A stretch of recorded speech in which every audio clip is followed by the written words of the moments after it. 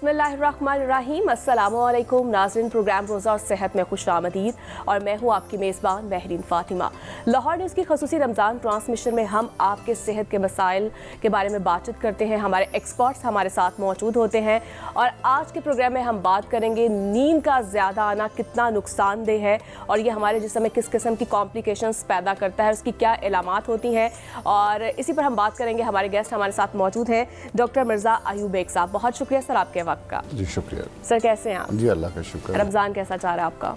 अल्हम्दुलिल्लाह अल्लाह का शुक्र, सही जा रहा है। सर, हम बात करेंगे आज के अपने प्रोग्राम में नींद का ज़्यादा आना ये कितना नुकसानदेह है, क्या ये हेल्दी होता है या नहीं होता? असल में देखें, इसको आप दो कैटेगरी में डिवाइड कर सकते हैं। एक है कि दिन के वक्त नींद का ज़्यादा आना, दिन के वक्त, इसे डे टाइम स्लीपीनेस कहेंगे आप। जी जी, ठीक है, इसकी वजूहात कुछ और है। और एक है कि किसी फ़र्द को या किसी को ये महसूस हो कि हर वक्त उसको नींद आती रहती है, रात के वक्त भी और दिन के वक्त भी। दो मुख्तलिफ चीज़ें हैं। बिल्कुल। तो मेरा ख्याल है हमारा आज जो है हम वो सिर्फ इस मसले पे बात करें कि कुछ लोगों को रात के वक्त अच्छी नींद नहीं आती, बिल्कुल, लेकिन दिन के वक्त वो लोग हर वक्त इस कैफियत में रहते हैं कि जिस तरह उन्हें नींद का झोंका आ रहा होता है। सर, एक होता है आपको हर वक्त नींद आना, वो कहते हैं एक सुस्ती की इलामत होती है। जी जी। तो क्या इसकी क्या वजूहात है? क्या हम डाइट अच्छी नहीं है, ये वजूहात है, या फिर कोई और अदर आप कह सकते हैं कोई प्रॉब्लम है उसके साथ, कोई पर्सनल प्रॉब्लम्स भी हो सकती हैं ये? जी, हर वक्त जो है ना वो नींद का आना जो है वो एक बीमारी होती है, हाइपोथायराइडिज्म, जिसमें हमारे थायराइड हार्मोन, जो कि एक थायराइड ग्लैंड होता है हमारे इधर गर्दन के सामने जी, उसके अंदर से जो केमिकल निकलता है उसकी मिकदार कम हो जाती है। इसे हाइपोथायराइडिज्म। तो ये नेचुरली होता है या फिर ये? हाँ जी, ये बीमारी है, लेडीज़ में ज़्यादा होती है। अच्छा, लेडीज़ में ज़्यादा। और इसकी वजह से जो है वो जिस्म भी फूल जाता है और इसकी वजह से हर वक्त नींद आती है और इसकी स्टेजेस हैं। स्टेजेस के साथ जो है मरीज़ में मज़ीद मसाइल पैदा होते रहते हैं। जी जी। उसकी आवाज़ जो है वो बैठ जाती है, उसके बाल गिरने शुरू हो जाते हैं, जिस्म पे और मुंह पे एक सोज आ जाती है, मरीज़ को स्वेलिंग हो जाती है जी, और ये मरीज़ को मतलब किस कैसे पूरे जिस्म पे स्वेलिंग हो कहीं पे भी हो सकती है, पूरे जिस्म पे इकट्ठी होगी सारे जिस्म पे, और मरीज़ का जो है वो कलर भी थोड़ा येलो सा हो जाता है और स्किन उसकी रफ हो जाती है। और मरीज़ को सर्दी ज़्यादा लगती है। अच्छा, सर्दी ज़्यादा लगती है, ये सारी जो सिम्टम्स हैं ये? जी हैं, यानी कि गर्मी के दिनों में भी वो कहेगा कि एसी बंद कर दो, मुझे सर्दी लग रही है। तो ये तो है हाइपोथायराइडिज्म, जो कि जिसकी अलामत होती है कि मरीज़ को हर वक्त सुस्ती रहती है और उसको नींद ज़्यादा। तो क्या इससे गले में भी इरिटेशन होती है जिस तरह से आप बता रहे हैं? नहीं, गले का इससे कोई ताल्लुक नहीं, बराह रास्त इससे नहीं है, कोई ताल्लुक नहीं जी। ये बस यही इसकी इलामात है, यही इलामात है। इसको कैसे ओवरकम किया जा सकता है? इसके लिए हमें क्या ट्रीटमेंट क्या है इसका? इसकी जो है वो टेस्ट होते हैं जिसे कहते हैं थायराइड फंक्शन टेस्ट जी। वो खून में टेस्ट किए जाते हैं और वो टेस्ट करने के बाद जो है वो मरीज़ की तशखीस होती है। उसके बाद में इसकी अद्वियात होती हैं जो कि मरीज़ को सारी ज़िंदगी लेना पड़ती है। तो वो थायरॉक्सिन गोली होती है। और वैसे ये नॉर्मली ये बीमारी किस एज में होती है? ये यंग लेडीज़ में ज़्यादा कॉमन है। यंग लेडीज़ में 11 से 20 साल, 20 से 40 साल के दरमियान ज़्यादा कॉमन है। अच्छा, 20 से 40 साल तो क्या इसकी जो कैफियत है वो सब में एक जैसी होती है? तकरीबन एक जैसी, जैसे मैंने अर्ज़ किया है। अलबत्ता स्टेजेस हैं, स्टेजेस है डिफरेंट। जिस तरह आगे बढ़ती जाती है मरीज़ की अलामात बढ़ती जाती हैं, फिर इसका हार्ट के ऊपर इफेक्ट आ जाता है, उसके पाँव पे सोज पड़ जाती है, उसकी पल्स रेट स्लो रहती है। और एक और बड़ा एक अजीब सा फिनोमेना कह लें होता है इन मरीजों के साथ कि ऐसे मरीज को बुखार होगा लेकिन टेम्परेचर आएगा नहीं उसका।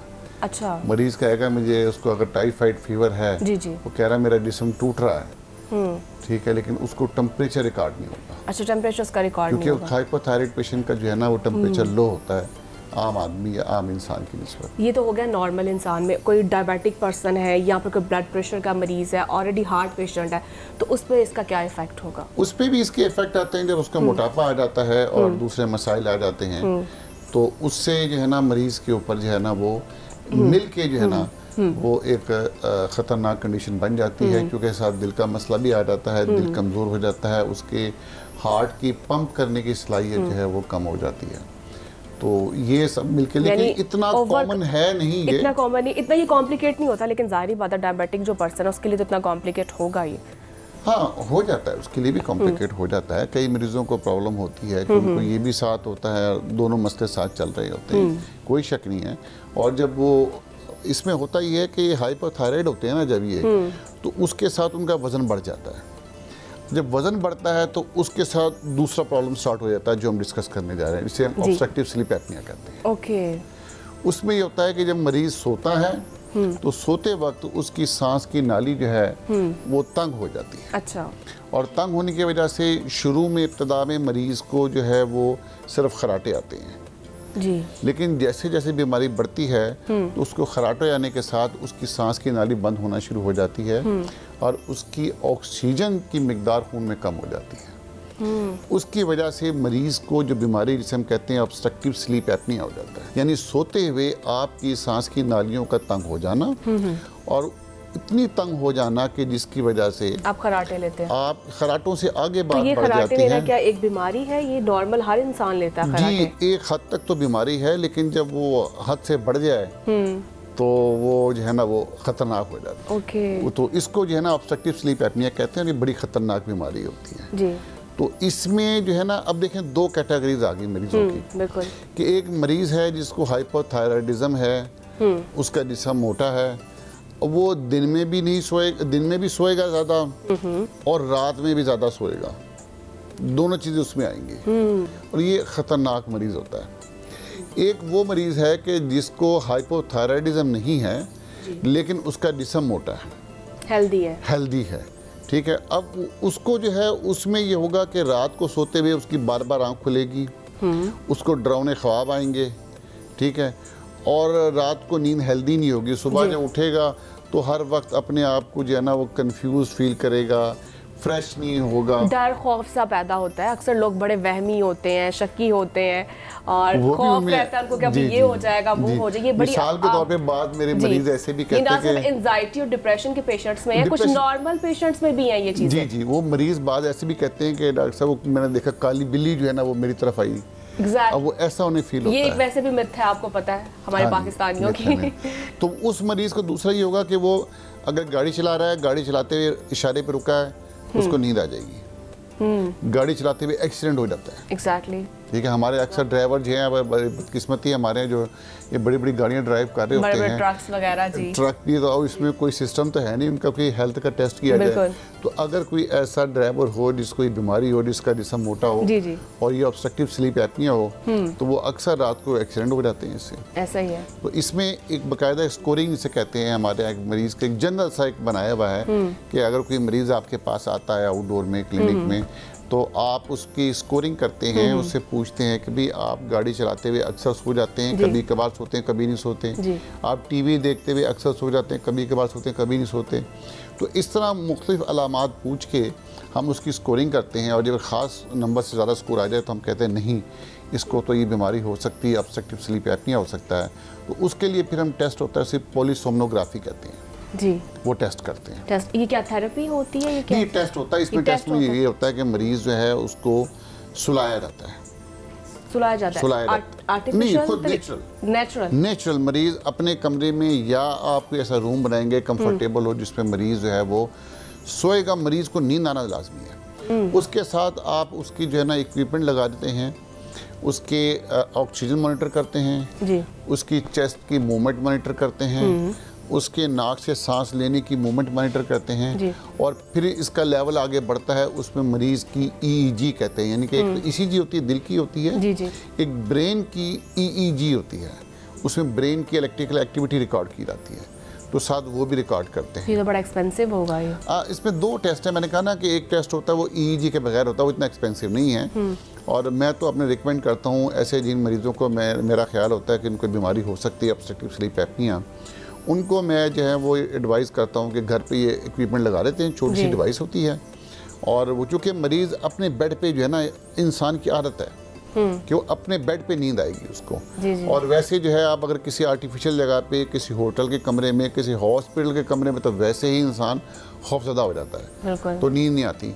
तो वो अपने कमरे में सोता है वहाँ पर इक्विपमेंट लगा देते हैं, वो इक्विपमेंट उसकी ऑक्सीजन रिकॉर्ड करता है, ये सब चीज़ें रिकॉर्ड करता है, उसको इक्विपमेंट को सुबह जाके निकाल लिया जाता है और उसको फिर जो है ना वो सॉफ्टवेयर होता है उससे चेक कर लेते हैं। जी, तो क्या फूड ग़िज़ा से भी इसको ओवरकम किया जा सकता है इस बीमारी को? देखें, इसमें होता ये है, हम किन मरीज़ों में ऑब्स्ट्रक्टिव स्लीप एपनिया हम सोचते हैं, ऐसे मरीज़ जिनकी गर्दन का जो सर्कमफ्रेंस है इंग्लिश में कहते हैं, या जिनकी गर्दन मेल के अंदर मर्दों में 17 सेंटीमीटर 17 इंच हो और औरतों में 15 इंच, ठीक है, और जिनका बॉडी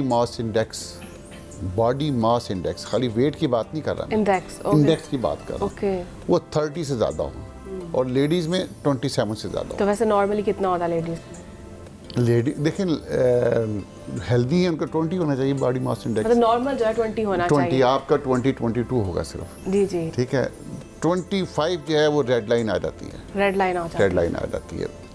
मर्दों में रेड लाइन आ जाती है, फीमेल्स फिर वो कंसीडर किया जी, हाँ जी, मोटापा कंसीडर करते हैं ना। जिनका नेक सर्कमफ्रेंस ज़्यादा होती है जी, और जिनके चिन के नीचे फैट होती है, ठीक है, तो ये वो मरीज होते हैं जिनको बीमारी हो सकती है। ये बीमारी हो सकती है, आसानी से हो सकती है, आसानी से हो सकती है। अब ये बीमारी किन में होती है? ये बीमारी साफ सी बात उनमें होती है जो लक्ष्मी में जाके जो है ना वो खोए वाले चने खाते हैं, खाबे उड़ाते हैं, exactly. पाए खाते हैं, या इन अदर वर्ड्स कह सकते हैं जो लाहौरी इस्तेमाल करते हैं, लाहौरी ग़िज़ा जो इस्तेमाल, जंक फूड भी आ गई इसी में आता है, बिल्कुल। और लाहौरी ग़िज़ा जो लाहौरी लोग हैं, इसीलिए जो हमारे जो लाहौर के जो बाशिंदे रहने वाले हैं वो इसको बीमारी नहीं समझते हैं, वो कहते हैं लो जी चलना पला है हम तो। और ये भी नॉर्मली कहा जाता है हेल्दी खाते हैं तो फिर नींद भी हेल्दी आती है, ज़्यादा आती है, ये भी कहा जाता है। तो वो कहते हैं हम तो सेहतमंद है डॉक्टर साहब, तुसी आप जो गलत बात कर रहे हैं, हमें गलत साइड पे लेके जा रहे हैं, हम तो सेहतमंद है, ये कौन सी बीमारी है हमारी, ये कौन सी बीमारी है? लेकिन अब मैं इसमें बताऊं होता क्या है। मुझे नहीं लगता कि इसके बारे में इतनी अवेयरनेस होगी लोगों को। अवेयरनेस हो भी तो वो मानते ही नहीं इसको, कहते हैं जी नहीं, जो ज्यादा पेशेंट्स आपके पास आते हैं तो मतलब उन्हें अवेयरनेस होती है इस बारे में? नहीं होती, बताते हैं तो क्या वो इसको, जब हम उनको बताते हैं उसके बावजूद भी वो इसका इनकार करते हैं कि हमें कुछ ऐसा मसला ही नहीं है। कहते हैं ये कौन सी बीमारी, ये भी कहा जाता है खराटे लेना नॉर्मल बात है, कहते हैं। हालांकि जो मरीज के साथ जो अटेंडेंट होता है वो कहता है, जो आए होते हैं लवाइकीन, वो कहते हैं नहीं डॉक्टर साहब ये बात सही कह रहे हैं, उनकी जो मिसेज आई होती है वो कहती है डॉक्टर साहब ये सोते हुए वाकई बहुत खराटे लेते हैं, नींद जो है ना हमारी ख़राब हो जाती है। ये बीमारी में होता क्या है, देखें जब आप सो रहे हैं, सोते हुए आपकी सांस की नाली तंग हुई, ठीक है, उससे आपकी ऑक्सीजन खून में कम हो गई। जब ऑक्सीजन खून में कम हो गई तो आपके जो दिल की खून की नालियां हैं बेशक थोड़ी तंग हैं, लेकिन ऑक्सीजन ब्लड में कम होगी तो दिल के पट्टों को तो कम ऑक्सीजन मिलेगी ना, कम मिलेगी, तो वो तो फिर जाहिर बात है वो बंद होने का भी हो सकता है, दिल का अटैक हो सकता है, ठीक है ना। दूसरा ये होता है कि जब हमारे खून के अंदर ऑक्सीजन की मिकदार कम होती है तो हमारे ब्रेन को ऑक्सीजन कम मिलती है। जब ब्रेन को ऑक्सीजन कम मिलती है, हमारे दिमाग को ऑक्सीजन कम मिलती है, तो अल्लाह ताला ने निज़ाम रखा हुआ है कि दिमाग पूरी बॉडी को कंट्रोल कर रहा है।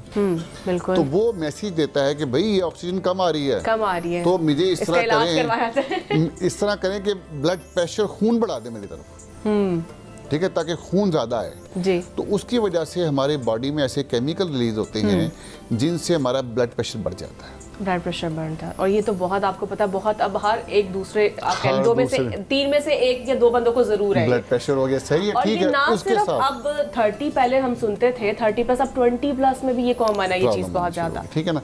उसके साथ क्या होगा कि इन केमिकल का जो हमारे खून में निकलते हैं उनका असर ये होता है कि उससे आपको शुगर हो जाती है। ओके। अब एक मरीज है जी, उसको दिल की तकलीफ है, उसको शुगर है जी, वो खून पतला करने की दवाई भी खा रहा है जी, शुगर की दवाई भी खा रहा है, इंसुलिन लगा रहा है, लेकिन ना उसकी शुगर कंट्रोल हो रही है, ना ब्लड प्रेशर कंट्रोल हो रहा है, और दिल की वो खून पतला करने की दवाई खा रहा है, उसके बावजूद फिर दिल का अटैक हो जाता है जी। और दिल का अटैक उसको सुबह 4 बजे के वक्त होता है। अच्छा, ये भी कहा जाता है सिर्फ अटैक मर्दों को होता है, खवातीन को क्यों नहीं होता? नहीं, ये क्या खवातीन में रेशो ज्यादा है या मर्दों में ज्यादा रेशो है? थोड़ा होता ये है कि खवातीन के अंदर एक हार्मोन होता है, प्रोजेस्टेरोन कहते हैं, वो किसी हद तक प्रोटेक्शन देता है up to the age of 40, ठीक है ना। 40 के बाद तो फिर ये हार्मोन चेंज हो जाते हैं सारा कुछ। तो इसलिए रिलेटिवली 40 इयर्स की एज तक ख़वातीन में जो है दिल की बीमारी कम होती है, लेकिन ये 100% प्रोटेक्शन नहीं है, ये ओके 100% नहीं है प्रोटेक्शन। तो इसलिए जो है अब देखें वो मरीज़ जो खून पतला करने की दवाई भी ले रहा है, शुगर की दवाई भी ले रहा है, इंसुलिन लगा रहा है, ब्लड प्रेशर की दवाई ले रहा है, ना उसका ब्लड प्रेशर कंट्रोल, ना उसकी शुगर कंट्रोल, और खून पतला करने की दवाइयों के बावजूद उसका दिल का अटैक हुआ, और दिल का अटैक भी सुबह 4 बजे हुआ। और आप देखते होंगे कि अक्सर हमारे माशरे में अक्सर लोगों की डेथ भी सुबह के टाइम पे सुबह के टाइम होती है, बिल्कुल ऐसा ही है। ठीक है, नॉर्मली हमारी सोते वक्त जो है वो ऑक्सीजन ड्रॉप करती है, लेकिन वो इतनी कम करती है कि जिसका हमारे जिस्म पे कोई इतना ख़तरनाक असर नहीं आता जी। लेकिन जो मरीज़ मोटे होते हैं, जिनकी गर्दन मोटी होती है, जिनके नीचे फैट होती है जी, ऐसे मरीज़ जब सांस लेते हैं तो उनकी सांस की नाली जो है वो तंग हो जाती है, ऑक्सीजन कम हो जाती है, उसकी वजह से उनको दिल का अटैक भी हो सकता है, फॉलिज भी हो सकता है। अब आप देखें कि कितनी बीमारियां बिल्कुल इस बीमारी से, इस एक मसले से बीमारी की वजह से आपको हो जाती है, ठीक है ना। तो हम रमज़ान के महीने में बैठे हुए हैं, तो रमज़ान का महीना तो ऐसा महीना है कि जिसमें हम अपना जो है वो इन बीमारियों को कंट्रोल करें। हाँ, हमारी अब मोटापा आपको पता हो जाता है बहुत ज़्यादा, लोग कहते हैं कि हम जो है वेट हम कम करेंगे अपना, लेकिन वेट गेन कर लेते हैं ऐसी चीज़ें खाने से। अच्छा, मसला यही मसला है कि हमारे यहाँ यानी कि मुसलमान होते हुए जी और रोज़े रखते हुए वो गोरे हमसे ज़्यादा सेहतमंद हैं, हमारे अंदर ओबेसिटी ज़्यादा है। ऐसा ही है। और रोज़ों के बाद मरीज़ और ज़्यादा ख़राब होकर आपके पास आते हैं। हम स्पाइसी भी तो खाते हैं ना बहुत ज़्यादा, ये भी तो सबसे बड़ा मसला है। उसमें हमारे 2-3 हमारी आदतें हैं वो बड़ी अहम है जी। अब मैं नाम नहीं लूँगा, लेकिन सुरख रंग का शरबत जो है हमारे यहाँ अफ्तारी में इस्तेमाल किया जाता है। आपने दुकान बंद करवानी है उनकी। तो सुरख रंग के शरबत को हमारा जो है ना, वो हेल्दी नहीं, आप ये कहना चाह रहे हैं। उसकी मजहबी निस्बत जोड़ी जाती है उससे, और कहा हमारा ख्याल होता है कि दिल को, हमने कुछ उर्दू के जुमले हैं ना कि दिल को फरहत बख्शता है जी, सुकून मिलता है जी। हमारा रोजे में जब तक सुरख रंग का शरबत ना हो हम ना पी ले तो वो रोजा तो हमारा ऐसे ठीक है ना। अब हुआ ये कि आपने सारा दिन रोजा रखा, लेकिन आपने अफ्तारी के टाइम पे अब वो निरा चीनी से भरा हुआ होता है, और खाली ये नहीं कि आम आदमी, शुगर के मरीज जी, उनको मना किया हुआ है, उसके बावजूद बाज नहीं आते, वो कहते नहीं जी शरबत तो पीना ही पीना है। या फिर दूसरी हरकत क्या करेंगे, वो दूध लेंगे, उसमें जो है ना सोडा वाटर डाल देंगे, बोतल डाल देंगे जी, उसमें भी निरी चीनी होती है, ऐसा ही है, ठीक है ना। तो जब आप ये शरबत पियेंगे, उसके साथ 4 समोसे खाएंगे, पकौड़े भी होंगे तो फिर कचौरी भी होगी जो कि ऑयल में भरी भी होती है जी, तो फिर आपका जो है सारा दिन आपने रोजा रखा, उस रोजे से आप जब आपका स्टमक बिल्कुल जो है ओवर हो जाएगा, ओवर ईटिंग हो जाएगी, तो फिर कैसे आप कर सकते हैं? कोई रोजे का फायदा नहीं होना, बल्कि आपको उल्टा नुकसान होगा। ठीक है, तो इसलिए मेरे इस प्रोग्राम के तवस्सुत से लोगों से आजाना दरख्वास्त है कि खुदा के वास्ते अफ्तारी करते वक्त सादा पानी पिए, सादा पानी पीना चाहिए, ठीक है। खजूर से रोजा खोलें, लेकिन वो भी एक तनासब से। जो डायबिटिक में हैं, जिनको शुगर है, एक से ज्यादा हार्ट पेशेंट हैं, जिगर के मसाइल है, बहुत से ऐसे पेशेंट्स हैं, ठीक है, तो एक से ज्यादा खजूर ना खाएं। बाकी लोग खजूर खा सकते हैं, लेकिन ये है कि खुदारा ये शरबत और समोसे कचौरियाँ, इनसे जो है ना वो परहेज करें, ठीक है। और दूसरा एक मैं नुस्खा बता दूं, अगर कोई अपना वेट कम करना चाहता है रमज़ानों में, तो उसका तरीका ये है कि असर की नमाज के बाद वो वॉक करें, असर की नमाज वॉक और विद एक्सरसाइज, असर की नमाज में ना, यानी रोजा रखा हुआ है, जब पेट बिल्कुल खाली हो गया, से पहले आप असर और मगरिब के दरमियान जो टाइम होता है नॉर्मली, उसमें वॉक करें। अगर उसमें वॉक करेगा तो फिर उसकी चर्बी को पिघलने की बारी आएगी, फैट लूज होगी आपको, वरना फैट लूज नहीं होगी जी। बहुत शुक्रिया। वो कहते हैं ना, इलाज से जो है ना परहेज बेहतर है। अगर हम परहेज कर लें तो जाहिर बात हमारा वेट भी कम हो सकता है, बहुत सी बीमारी से बच भी सकते हैं। तो नाज़रीन, जो है प्रोग्राम का वक्त खत्म हो चुका है, कल फिर आपसे मुलाकात होगी, मुझे इजाज़त दीजिए, अल्लाह के बाद।